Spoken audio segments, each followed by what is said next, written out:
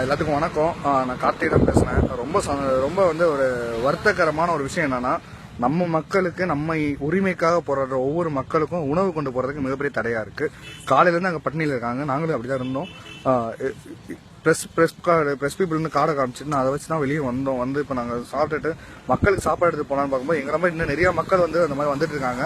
ஆனால் யாருனாலே ஃபுட்டு கொண்டு போக முடியல. இப்போ பாருங்க, நான் கேமரா பேக் ஃபுல்லாக அடுக்கி வச்சுட்டு இப்போ தான் கேமரா பேக்கில் தான் கொண்டு போயிட்டு இருக்கோம்.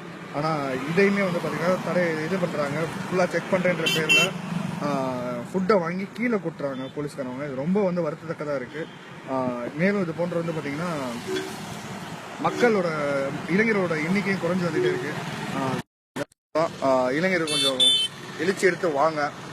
நம்ம உரிமைக்காக தான் நம்ம போராடி இருக்கோம். யாரும் ஒன்றும் வந்து ஏதோ அரசியல்வாதி செத்துட்டாங்கன்னு கடை அடைக்கிறதும் பஸ்ஸை உடைக்கிறதும் நம்ம ஒன்றும் பண்ணல.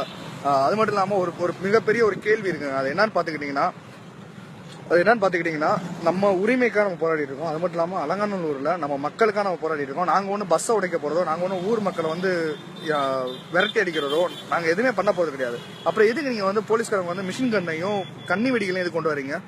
கண்ணீர் போய் கொண்டு வந்து அவங்க வந்து எல்லாத்தையும் இறக்கி வச்சிருக்காங்க. இதெல்லாம் நினைக்கும் போது வந்து ஏதோ மிகப்பெரிய பிரச்சனை அவங்க தான் உண்டு பண்றாங்க. நாங்கள் ஒன்றும் வந்து பார்த்தீங்கன்னா எங்க ஜல்லிக்கட்டு உரிமைக்காக போடும்போது ஏன் தமிழ் மக்களுக்காக நாங்கள் போராடிட்டு இருக்கோம். தமிழ் மக்களுக்காக போடும்போது பார்த்தீங்கன்னா தமிழ் மக்களோட எந்த ஒரு விஷயத்தையும் நான் வந்து புண்படுத்த மாட்டோம் அப்படின்றத முதல்ல நாங்கள் தெரிவிச்சுக்கிறோம்.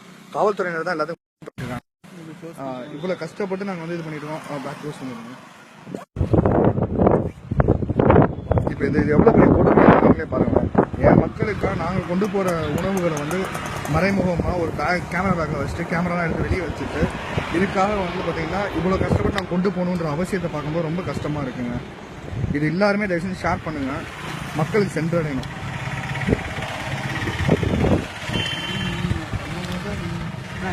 இது கூட மொத்தமாக பேக்கை காமிச்சிருக்கேன்.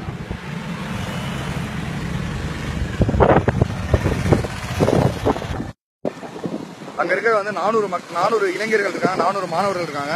400 பேருக்கு வந்து நீங்க யோசிச்சு பாருங்க, இந்த பேக்ல எவ்வளவு பேர் நான் கொண்டு போக முடியும்? வெறும் 30 பேர் தான் எங்களால் சாப்பாடு கொண்டு போக முடியாது. ஆனா 100 சாப்பாடு கிட்ட எங்கிட்ட இருக்கு, ஆனா எங்களால கொண்டு போக முடியல. போலீஸ்காரங்க வந்து நின்று தடுத்து இது பண்றாங்க. இது என்ன பழக்கம்? அது தயவு செஞ்சு காவல்துறையினரே நீங்க தான் எங்களை வந்து தூண்டி விட பாக்குறீங்க. இளைஞர்களோட எழுச்சியை பத்தி தெரியாம இருக்கீங்க. நீங்க ரொம்ப தப்பு பண்றீங்க. நாங்க என்ன அறவழியில தானே உட்காந்துருக்கோம்.